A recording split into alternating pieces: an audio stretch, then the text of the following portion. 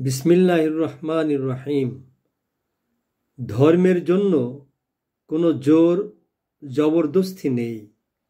নিশ্চয় সুপথ প্রকাশ্যভাবে কুপথ থেকে পৃথক হয়েছে।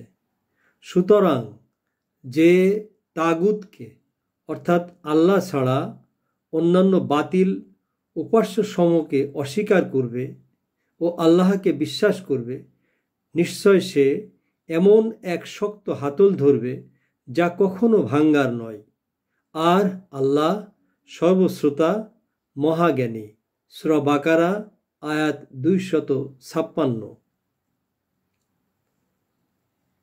মহান আল্লাহ পবিত্র কোরআনে বলেন, কেউ কোনো ভালো কাজের সুপারিশ করলে ওতে তার অংশ থাকবে, এবং কেউ কোনো মন্দ কাজের সুপারিশ করলে ওতেও তার অংশ থাকবে।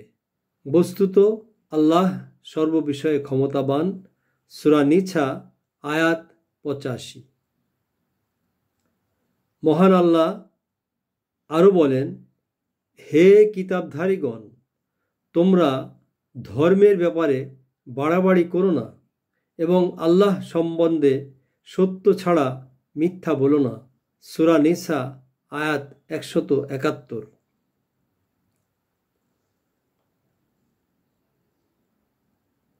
মহান আল্লাহ বলেন, যে ব্যক্তি নরহত্যা অথবা পৃথিবীতে ধ্বংসাত্মক কাজ করার দণ্ডদান উদ্দেশ্য ছাড়া কাউকে হত্যা করল, সে যেন পৃথিবীর সকল মানুষকে হত্যা করল।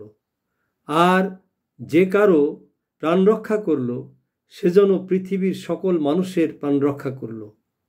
তাদের নিকট তো আমার রাসূলগণ স্পষ্ট প্রমাণ এনেছিল, কিন্তু এরপরও অনেকে পৃথিবীতে সীমালঙ্ঘনকারী রয়েই গেল। সূরা আল মায়েদা আয়াত 32।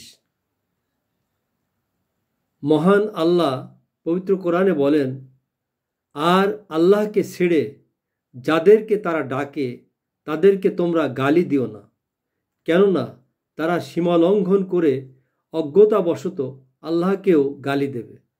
এভাবে আমরা প্রত্যেক জাতির দৃষ্টিতে তাদের কার্যকলাপ শোভিত করেছি।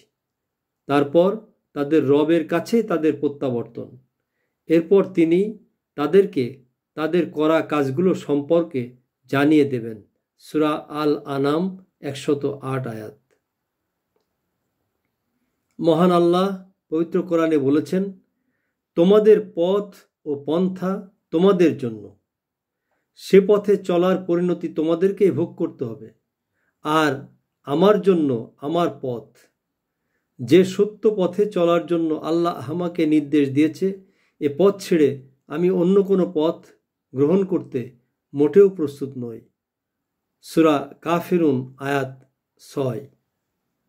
মহান আল্লাহ আমাদের সবাইকে পবিত্র কোরআনের এই সমস্ত মূল্যবান কথা মেনে জীবনযাপনের তৌফিক দান করুন। আমিন।